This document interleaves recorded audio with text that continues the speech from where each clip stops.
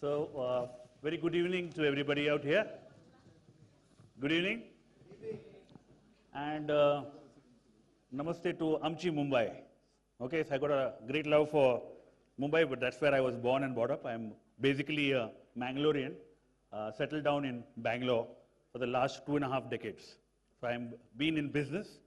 I'm a digital educator in terms of delivering education. So I got a very short story to share with you. And I've been coming here for the past 3 years with Anil, okay, in terms of what I have to talk. So the comfort level what I have in my delivery itself is a difference. I will tell you in the way we need to engage in the class. How well prepared you could be in terms of delivering your education, that's where it starts. So I'm Apple authorized training provider. I'm also an Apple solution expert for education. In the last half a decade, we have trained more than 1,000 teachers and faculty in Bangalore. 1,000 teachers and faculty in Bangalore. This year's achievement is we have 500 students who have been skilled in iOS app development, and confidently tell you that I have done something, okay, which allows the employability for the student. The challenge out today is we are all talking, but who are the ones who can do this? It's all of us.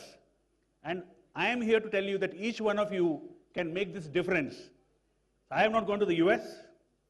I have not gone anywhere. I did my engineering south. I did my engineering from SDM Dharwad.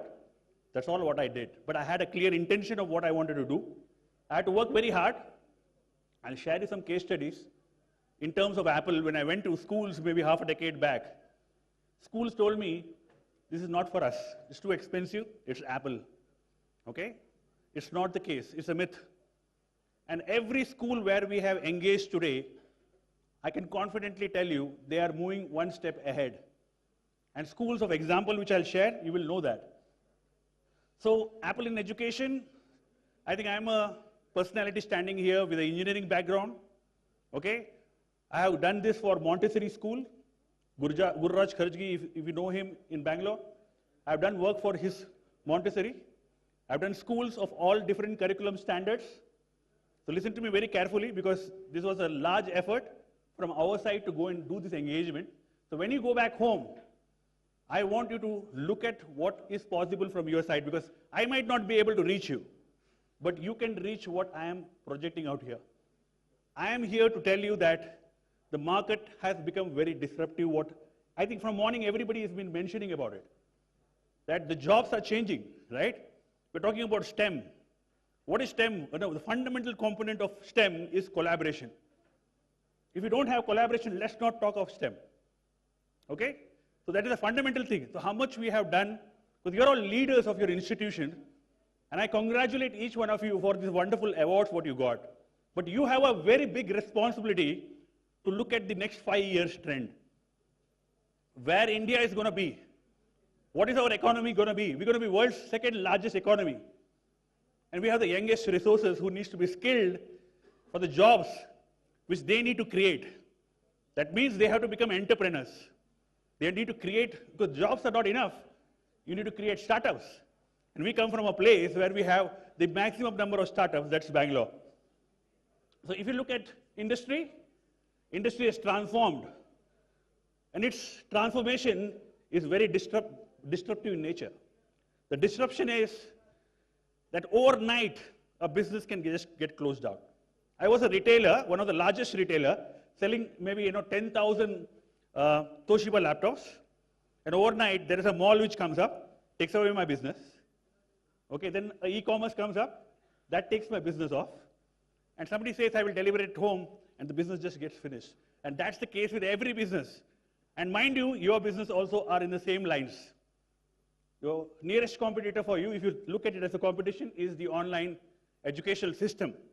As we talk, Facebook has gone across and invested in Byju's. Okay, so you need to be aware about this and be mindful that if you don't adapt to technology, chances of we getting replaced is very, very high. And this is a fact, and I've been talking about this for the last several years. Few of the schools who are early movers have done it. So this is what the industry is. How comfortable are we? Tell me. coding as a language, artificial intelligence, machine learning, 3D printing, robotics. That's the jobs out there. The job is for a data scientist. Why I can tell you so confidently that I am working with higher education also?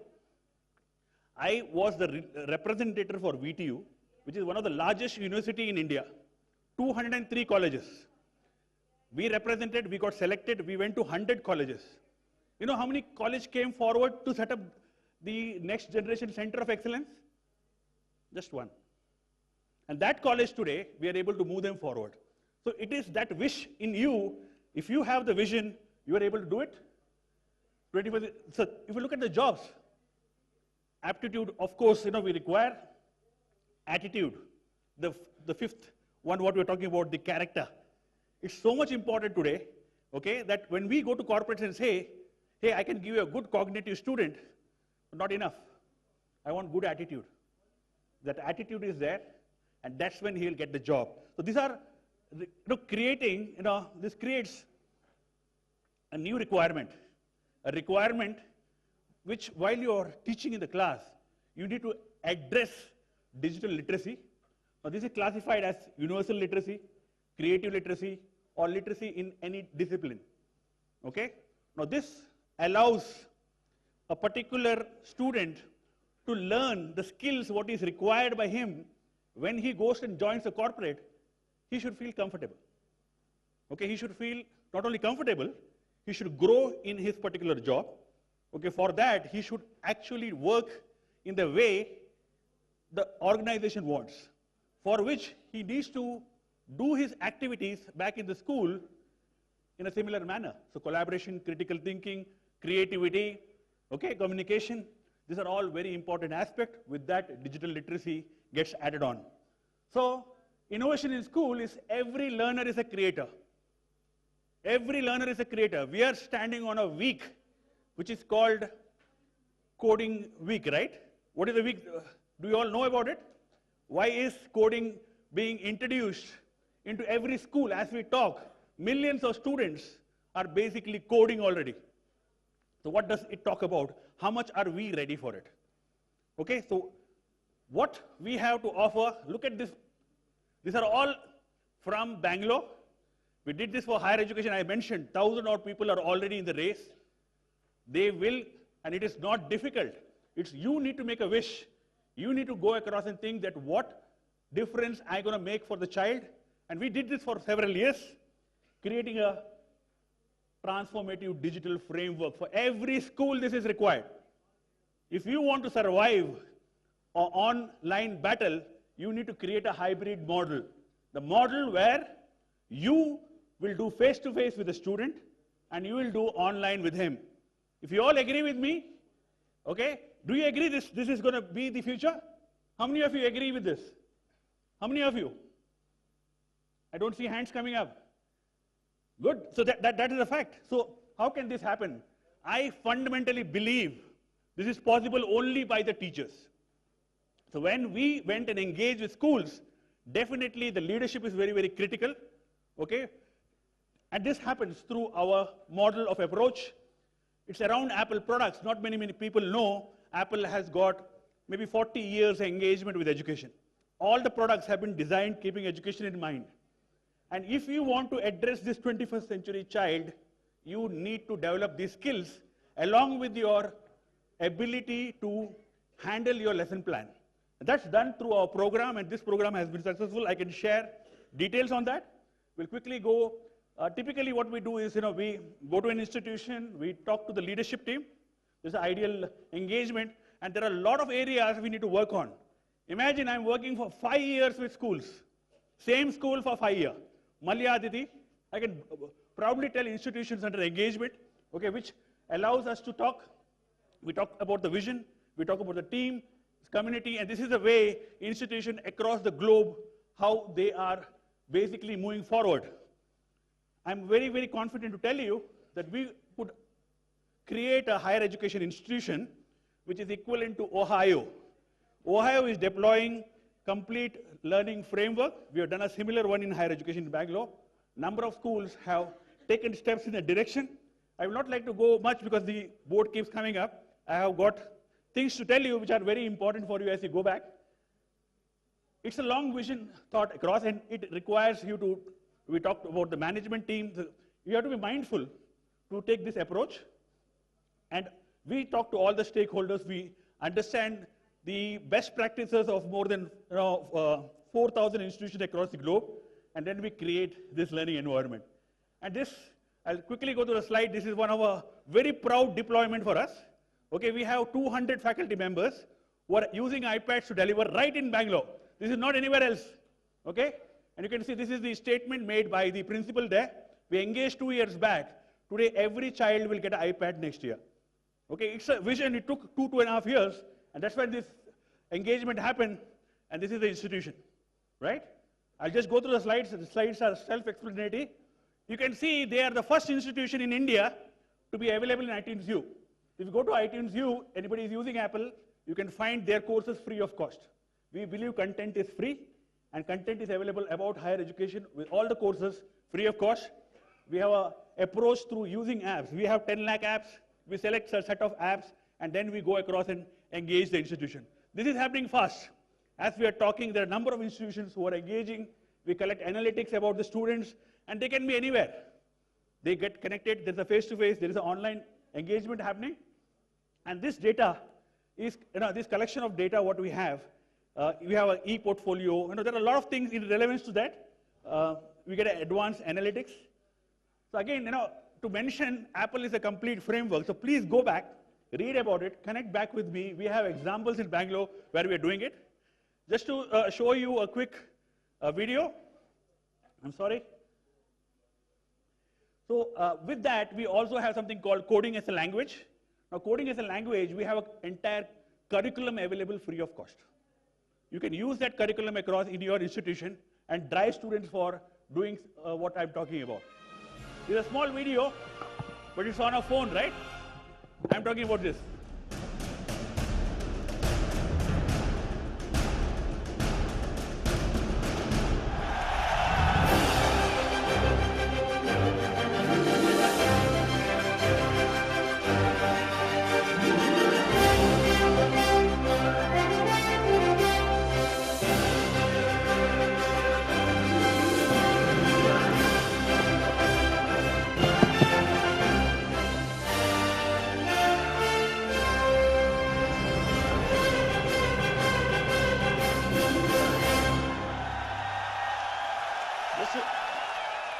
Just to share, the whole industry, by 2016, the mobile devices have overtaken the desktop and laptops already, okay?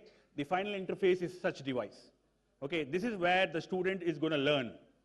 You like it or you don't like it. We know we have policy challenges, but this is the way the child is already learning. So we need to address that, for which you need to get prepared. Every teacher here should be in a position to broadcast what she's preparing for the class and deliver it across to the students and do practical things. If you want to do STEM, it's not going to be easy, right? It is project-based learning. It requires you to prepare the student before they come to the class. And this is a medium you can use. And the preparation of that particular video has been done on an iPad. I have lots more to show across to you, but of course the time limiter is there, which is ending my show. But with that note, I'm available here.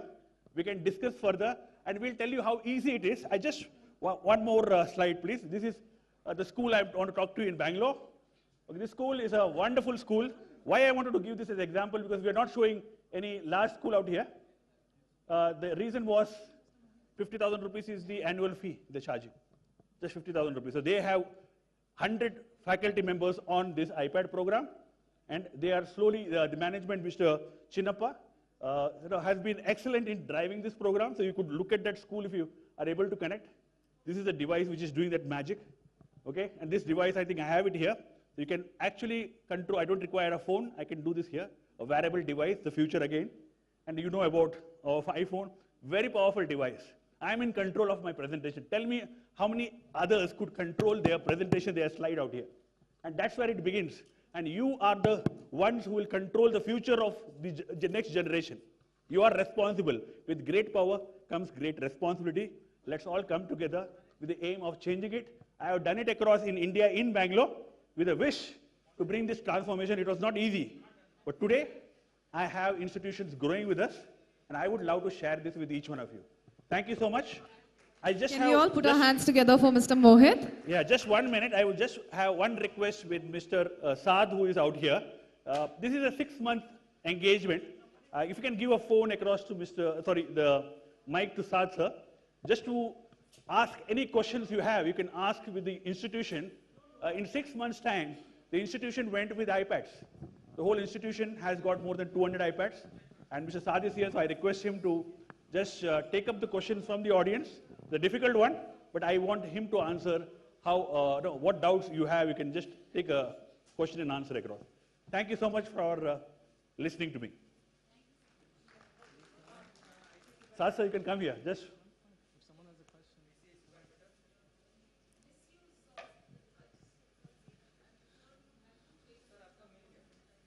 Sure. So the question is about the misuse of the device, and for us, we're particular about Apple because Apple has a lot of controls in place and a lot of measures in place with the hardware, with the software, with the connectivity in school as well as at home. We've also, with Apple Classroom Manager, a teacher is able to control every iPad. And if a student has any apps open, the teacher can see it on their screen and know how many apps are running in the background. And if a child switches a screen, the teacher immediately sees it on their iPad.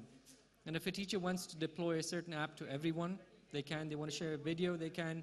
If they want to limit them to a certain website, they can. If they want to block access to the device, we have something called Apple's Up. So if you look at the back of an Apple device, it has the Apple logo. When we say Apple's Up, that means you're not using the device and you're actually engaging in person, pen and paper, back to good old basics. So it's a really nice blended platform that we're using. Thank you. Any other questions you can just ask, but we are there available here and we are very passionate about it. It's not just the iPad doing the job, we're doing the job along with you. Okay, so we are coming with the hybrid model of delivery ourselves, where you can make videos available for you to take it step forward. The first step is buy one iPad yourself, try it out, and then see the magic will happen automatically. Thank you so much for your patience listening to me, and thank you for giving that one extra minute. Thank you so much, Mr. Mohit. Well, ladies and gentlemen, what Mr. Mohit is speaking is all about the future.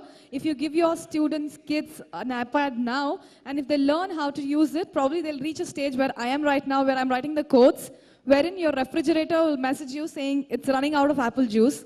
Please get it while I'm coming home. So that's how the codes work. Thank you so much, Mr. Mohit, for that wonderful presentation. May I request Mrs. Dakshyani Khanna to kindly join us on the stage, please, and felicitate Dr. Mohit Hegde.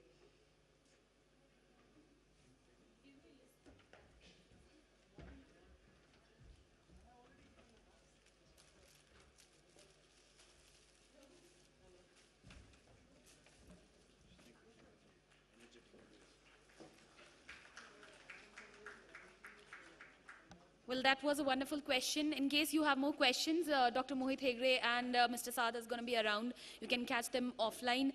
With this, ladies and gentlemen, we would like to move forward for our next panel discussion, for which may I request Dr. Ajit Prasad Jain to kindly join us on the stage, please. He's from Bhavan Rajaji Vidya Ashram, Chennai, and is going to be the moderator for this panel discussion.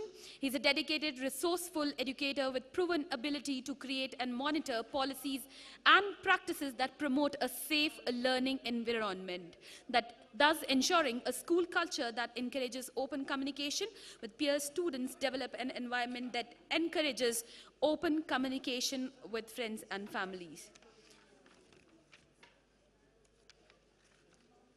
The next panelist is Mr. Jay Karan, who's currently Managing Director of Gitanjali Group of Schools, ranked among the top schools in India by various magazines and organizations in recent years.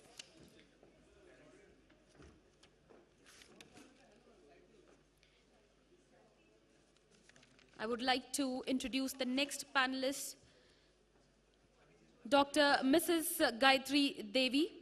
She's a principal of Little Flower Public School, Bangalore. She is also a Secretary Karnataka ICSE Schools Association. She is a standing committee member for examinations, CISCE Board, New Delhi. Being executive committee member ASISC All India level is a feather in the cap. She has been the recipient of DeRozier Award, the highest award given by the Mr. Jai Karan, Mrs. Gayatri Devi, and Mrs. Sushila Santosh. Ladies and gentlemen, before this, we have one last event to give away. It goes to Mount Carmel School, Dwarka, New Delhi, for India's top CBSE parameter-wise school for the holistic development. Can we have someone from Mount Carmel School, please? Can we all give it up, ladies and gentlemen?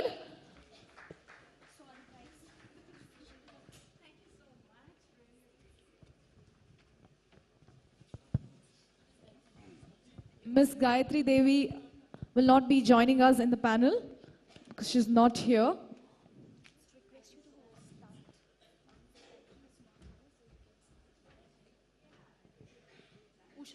I would also like to inform the panelists that we have certain time limit, and to keep the discussion with respect to the time that they are allotted.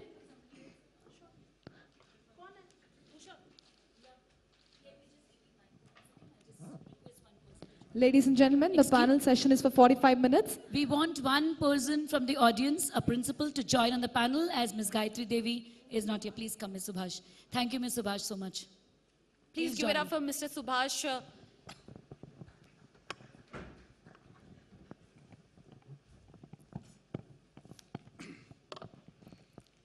Welcome, my co-panelists and my dear colleagues from different parts of India.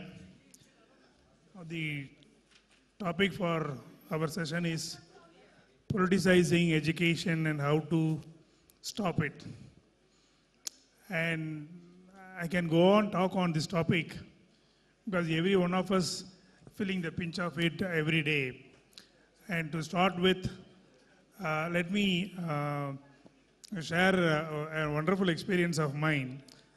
3 to 4 years back, when I was in Delhi on a CBSE work, when I was discussing with the publisher, and he said that was almost the election time, the month of May, and when I was talking about have we prepared the textbook for the next academic year, and he said we have 2 sets of CDs. Whichever government comes, then we will print we'll print that particular textbooks. That was his statement. And we have seen in the year 2009, when the Congress government came into power, and when they completed their first 100 days in power, the then education minister has announced no examination, and they brought the CCE into the stream. And then you know what happened in the year 2017 when the other government has come and the new chairman CBSE, and he has scrapped CCE. Though it is 9th and 10th, both the classes are together. And the present 10th standard, which has been there in the system, right from 6th standard, 6th, 7th, 8th and 9th for 4 years under CCE, and the children's mindset is 50% of the portion for the annual examination. Instead of starting from the 9th, the news changes, whatever they have brought in. They said no, the current 9th standard, when they are going to 10th next academic year, they will face the examination 100%. So there is again an interference from them. And then the language issue, every one of us know that the government is planning to have a 3-language formula for 9th and 10th also. And they are also planning to scrap the foreign languages. The previous government, when Vinit Joshi was there as a chairman, I know very well that all the schools have been asked to send the nominations to go to China and Japan to learn the 1 week or 10 days training program to introduce Japanese and Chinese in CBSE schools. So that was the scenario. Now the present government is planning to scrap the foreign languages, and also the RTE, which was brought by the previous government. Now they wanted to do some changes in that. So when you take any government, they do all kind of problems and etc. Because of all the departments, education is the one department where they do not require any investment to make any modification. If they wanted to do it in the surface road transport department, they need money. If they want to do it in aviation, they need money. But in education, it is only a policy change, then automatically the change is taking place. There is no need for any financial investment to make. So that is why this kind of interferences are happening. Now, I would like to invite the attention of my panelists. We are going to discuss about this topic in two areas. One is how the political interference is affecting in the administration part of the schools. The second one is in the academic part of the schools. So we have two parallel areas in a school, administration as well as the academics. So let us have a discussion on these two areas, how this political interference is affecting the school's administration is the first part. And the second part is how this political interference is affecting the school in the academic part of it. So now I invite your Thank you. Ideas on this. Yeah, thank you, sir. I think first we can take a step back and kind of define what we mean by politicization of education. I think, you know, it's really the interference from into education and education processes for political gain. You know, and it can be because the politicians or people want to cater to a certain constituency, or they're reacting to a certain political situation, or they are trying to push certain political ideologies. You know, we have about 300 million children in India that are going to school. That's a large percentage of our population, very young demographic. And if those children and that demographic has to prosper and our country has to move forward, we need to make sure that we give them a good education. You know, so it's important to set our policies right.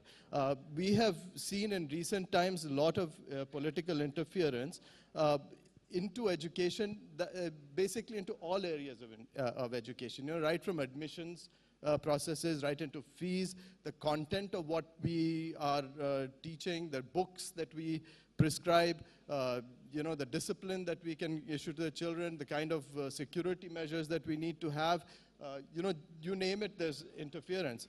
And I think from an academic standpoint, when you kind of box in something like education and you constrain it so tightly, and then you ask that the product of this education system must be a global citizen, he must be able to do a job anywhere, he must have all these higher order thinking, he must have all the 4 C's or 5 C's that we talked about. You know, it's very difficult to put education into a box and then try to create a product that is out of the box.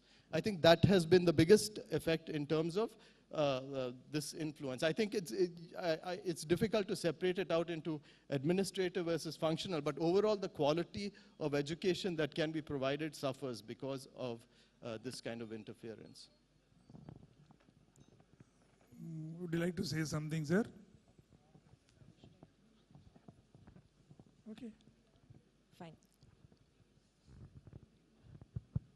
Politicizing education might be helpful depending on the qualification and the eligibility of the ministers who come into that particular place.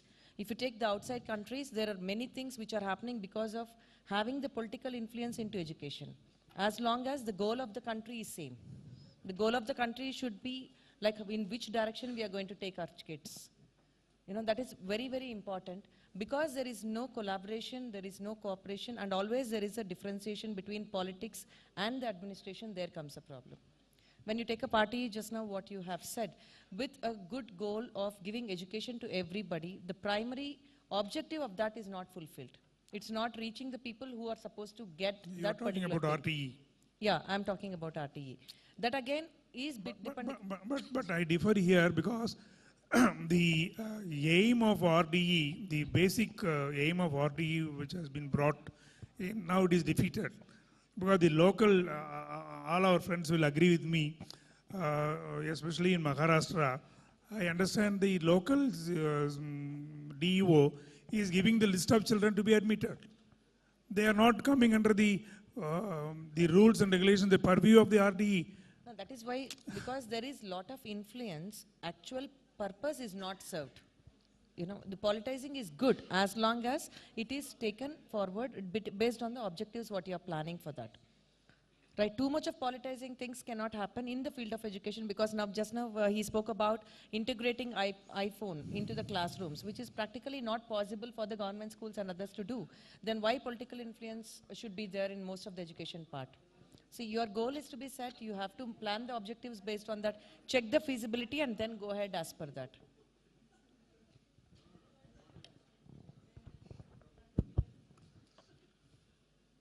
A very good evening to all of you. Undoubtedly, when we talk about politicizing and creating autonomy for a certain situation, it is very important that how far we are creating a space for education from the political point of view. As rightly said by my friends, whether you talk about academics or administration, it has to be created a situation where a long-term planning and the people, those who are into it, should be on the helm of the affair. If there is a change of an individual, the policy changes, that is the sad part of the situation. We should have a space where we need to decide the priority for what we are having a learning and how we are learning. And that has not happened in our country for last so many years. Since 1947 till now, we have not been able to give priority to change, and when to change and how to change. The reason is that the people, those should be directly involved in the transformation, the right people are not being taken care of. So that whether you talk about the primary education, we talk about the middle school education, or even the higher education, there is a hiatus, there is a gap. The reason is that we don't know and we don't give the priority. For example, Madam rightly said that when we talk about the village school, there is a possibility that Apple integration may not be possible. Everything is possible provided the government decide the priorities. When internet on all those things, government, they are thinking to go for the villages. So it depends upon the budgeting, and in our country on research and development, we are only investing 5% of the national income. So that is the reason why the priority is not decided. Our priority is something different. We are more into individual movement, not the movement of the situation, not the movement of the so-called change of a culture, or very rightly said, that is something which is to be taken care of. So politicizing for an immediate requirement or for personal gain or the right frame of people are not being put into consideration. That is why when Sir talked about changing of education or changing of a pattern or changing of a system, at a time when it should not, we should have a proper pyramid of a change. Not one fine morning you think, okay, in 9th and 10th we make a change. The change should start from the very lower class to higher class, not in between. And if we do that, there's always a possibility of a shambling, there's always a possibility of a turbulence, and that is what is happening in our country. Now, there is another point I would like to make here when we are discussing about this administration and then also in academics. Now, recently the Tamil Nadu government has brought legislation, Compulsory Tamil Learning Act, that is 3 years back, 2014. The act came in 2006 for the schools affiliated to the state government, where Tamil should be the second language. Now the same act which was enacted in the year 2006, now they have again amended in 2014, making Tamil should be the only second language in CBSE and ICSE, even American International School. As long as you are in Tamil Nadu, you have to follow this. Now the idea of CBSE schools in any state is to cater to the people moving across India, especially for the bank officials and for the central government staff. But when we met the education minister and the secretary, and I gave an example. Now, for example, after 3 years or after 4 years, the Tamil will be, now as of now it is class 1 and class 2 and class 3 this academic year is having Tamil as a second language, compulsory. There is no Hindi.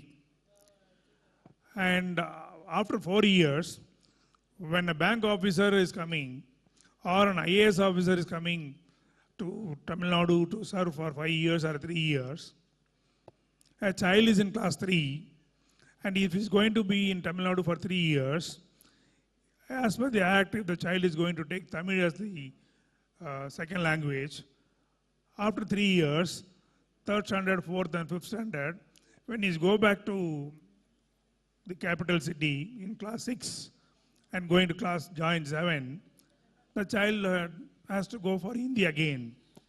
So how we are going to meet this challenge? She said, no, they have to study here as long as they are in Tamil Nadu, and they have to study. Now, this morning when I was having a cup of tea, some of my colleagues from Andhra and Telangana, they said, the present government, both the governments, they have announced yesterday that from next academic year, all the classes will have Telugu as the second language. So the concept of our Pandit Jawaharlal Nehru making English as the medium of language across India, and the great work done by the Iron Man of India, Dr. Sardar Vallabhbhai Patel, bringing the different states into one Republic of India. Now it is now defeated. Now every local party for their vote bank, to keep up their vote bank, they are bringing this kind of act, making Tamil as compulsory and Kannada as compulsory, Hindi and Malayalam as compulsory, etc. Now, as educationists, what is our duty to prevent this? I think, as you rightly said, in this particular case, if a transferable job happens, then how does the child come up with the language? And in another case, now if, children up to, in Telangana, we have been asked to teach Telugu up to class 12. Now, if a child is going to be studying language in class 12, when is he going to prepare for more career-oriented subjects, such as the sciences and things? So it's a distraction as well. In terms of how we can actually, as schools fight, I think probably the way to do is to organize and represent ourselves and talk about our issues that, we know the practicalities of the issues of day-to-day running of schools, and government and regulators also have to consult schools before implementing certain things like this, and take input from schools. But if they don't do that, then we run into such issues, and they will be difficult to solve. I fully agree with him. How this CC was removed from the present system. CBSE has done nationwide meetings with the stakeholders, calling for the principals, calling for the teachers, and calling for the parents.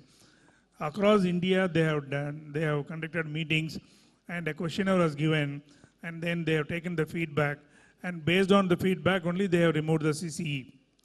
So, as rightly said by Mr. Karan, I think the government, before bringing any policy change, they should consult the stakeholders instead of policy makers making the policy of their own. So I agree with you. Definitely I agree with you on that. Yes, ma'am. Yeah, I think that's a major thing wherein which, we should be clear on how much we should allow the politics to interfere into education, and what is that is the requirement based on the 21st century skills, what we are talking about. There should be a clear agenda and the objectives, what we can speak about, and then based on that, involvement can be there. I would like to definitely take forward what Sir has told about. When we talk about a change, The change what we have experienced, it is very interim in nature. The change per se has not been done, or we don't do our homework properly. For example, we have completely scrapped the CCE pattern, and we have gone into the old pattern of learning or old pattern of assessment. What, to my understanding as an educationist, it is very, very important you make a change, because only thing in this world which is permanent is change. Change is inevitable. But we need to see the best of what was in the CCE and what the international pedagogy or the national process of learning talks about, and we need to have a judicious mixture of all. Not one fine morning you decide, okay, now this is obsolete, we should go for the old system. We need to have the best of what we have and best of what we had.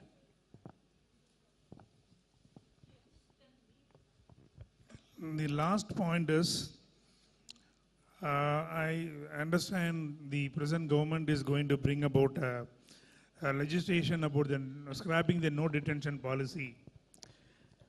And earlier when the CAB, Central Administrative Committee on Education, CAB, Central Advisory Board on Education, which is the supreme body of India which decides about the policies in education, when they discussed about this scrapping the no detention policy, almost all the states have agreed except Tamil Nadu. Tamil Nadu is still not agreeing for the no detention policy. Even I think the government of India is having plannings, they are having a plan to bring the legislation in the winter session. So it is going to come, then we can detain class 5 and class 8. At 2 stages we can detain them, and then we need to give them one more chance in the month of May, and if they are failing in that examination also, then their children can be detained. But how many states are going to follow that to keep their vote bank intact? We have to wait and see. So as an educationist, I think it is better we should all protest if any government is not going to follow the detention policy, because we have seen the demerits of the no detention policy and a lot of failures in class 11. And CCE, up to class 1 to class 10, everybody is passed, and we have seen the detention, in the rate of detention in class 11 is increasing year after year. So to sum up all this, the government, any government for that matter, I am not blaming the present government or the previous government, any political party which is coming into the power, before they go into any changes in the field of education, they should take the opinion of the stakeholders, the so-called educationists, the principals, the teachers, and then the parents, and then come to a conclusion and go ahead with the changes. I think that should be the right way of doing this, so that we can avoid this kind of political interference in the years to come. So I thank Education Today for giving the opportunity for all of us to share some of our thoughts on this very, very sensitive topic. Thank you. Thank you.